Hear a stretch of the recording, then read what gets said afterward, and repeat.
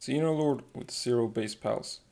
So this is pre-recorded and I already saw a mistake I did that I didn't notice before. I forgot to give myself the healing potion. So starting off a little bit down already. And I was also out of defense food. I mean, I did have it in my base, but I was too lazy to teleport to my main base. I did end up not using defense food on Frostallion, which you otherwise want to do. This was just a attempt to see what would happen, but it ended up working out pretty well. This Omega Laser you can dodge with hovering or just running to the side. The Frostallion I'm using has max movement speed and Vanguard, so it's quite easy to just dodge around.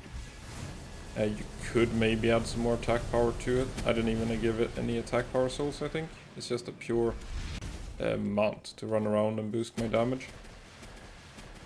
So in general, Xenolord's power scaling seems to be a little bit rougher than the previous raid bosses when they were released. When Libero was released, you could do the Ultra version with 0 base pals, and when Blasphemous Rio was released, you could do the Ultra version with 0 base pals.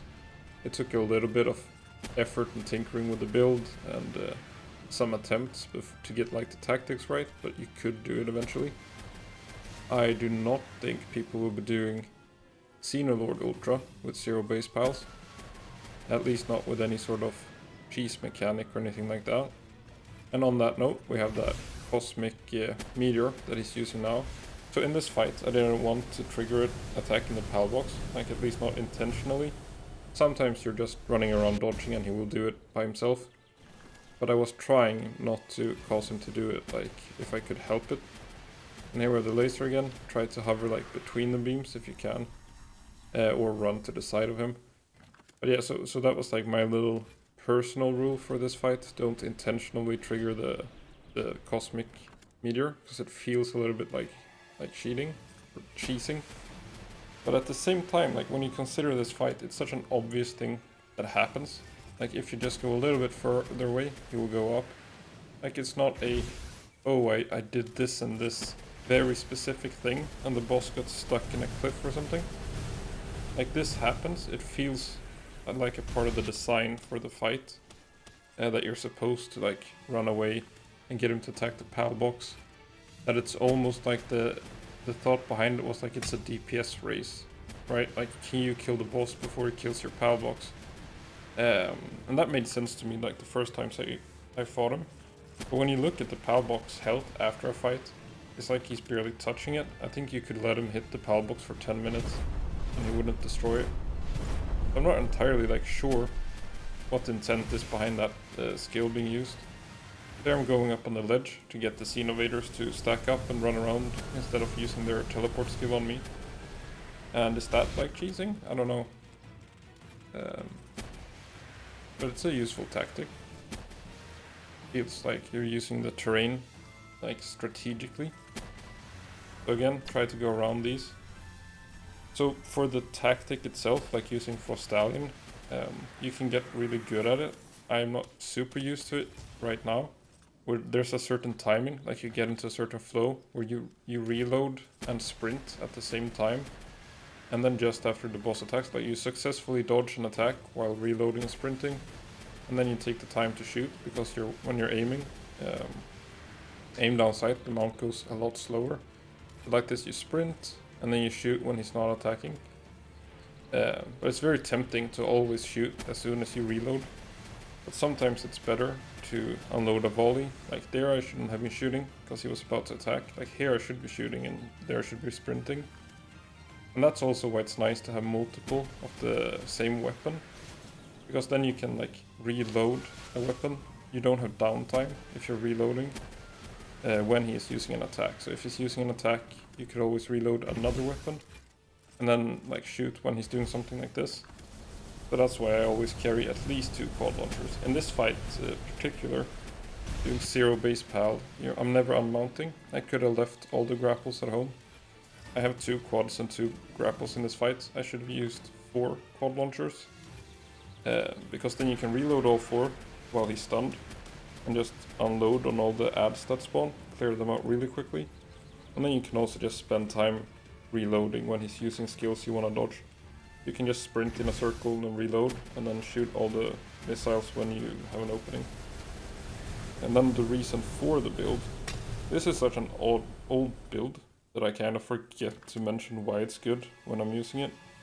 You have Gobfins, which has been like the strongest pal of the game since it was released. It was used to one-shot Legends before Libra was released. It was used to kill like Victor and Shadowbeak in a few seconds before it got nerfed. Then it remained the go-to tactic for Libra when it was released. It was the go-to tactic against Rio, hard mode towers. It has been by far the strongest, most versatile build. There have been some new builds popping up with Fellbat and Noclum, but even them, like, the go-to build to try to defeat a boss has been these Gobfins.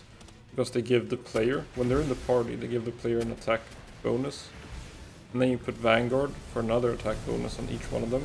And Stronghold Strategist on each of them as well for defense bonus. And then you run around on your element swap pal. Or you fight alongside an element swap pal. So most of them, the mounts, have 20% bonus attack and give you a new element in your attacks. Like Chillet and stuff like that. Then you have stuff like Anubis and Vixen that fight next to you. They give 10% attack bonus instead, since they're also attacking. A little bit more balanced, I guess. There's also stuff like Verdash with 0 bonus. They just give you move speed. Then Frostallion and Frostallion Noct, they give you 40% attacks. They're a little bit stronger than all the other element swap pals. As well as boosting their own ice attacks.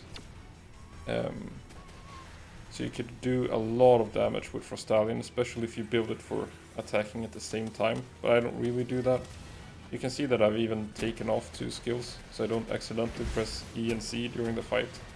Because that's an easy way to die when you're using these pals. Like, if you accidentally pop Dragon Breath or something like that, you're standing still for 10 seconds, you're probably gonna die. I just used a double Blizzard Spike. I wasn't sure when I was gonna use it, maybe to try and stop a laser or to clear out the ads. It's just there, you can't unbind it. Otherwise I probably would have had 0 skills. But Frostallion does do quite a lot of damage with it. I think this Frostallion doesn't even have attack souls. And it doesn't have attack passives or anything. And it's still doing decent damage. It could work. Not sure if I mentioned it yet, but this attack following me here, satellite bit, it's not ice.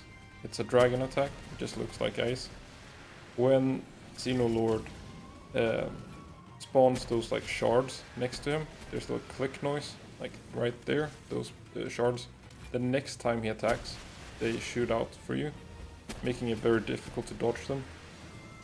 This particular Frostallion, if you're heading at max speed, you will dodge them, but it's quite hard to reach that max speed if you're not already traveling at it. So you want to like get pretty good at maintaining the speed of the Frostallion in between volleys of ball launchers if you're using this build.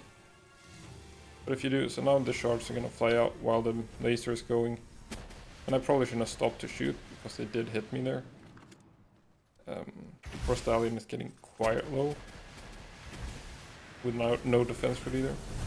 But yeah, that's no small hit with the double Blizzard Spike. It hits 4 times if you hit the boss properly with it. So there's like, there's an option for going a more offensive route with Frostallion with the partner skill. This works fine. But maybe you would need to do something like that to try and challenge Xenolord Ultra. Because it's the fight is almost timing out. I feel like I haven't been making so many mistakes, not a lot of downtime.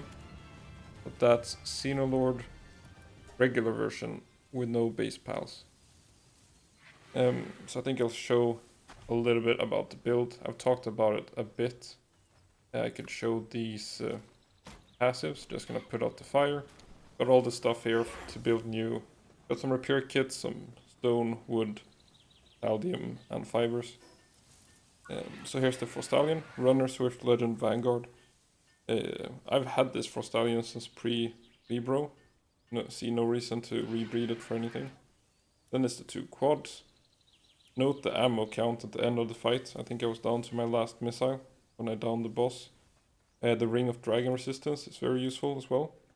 But for now, thanks for watching.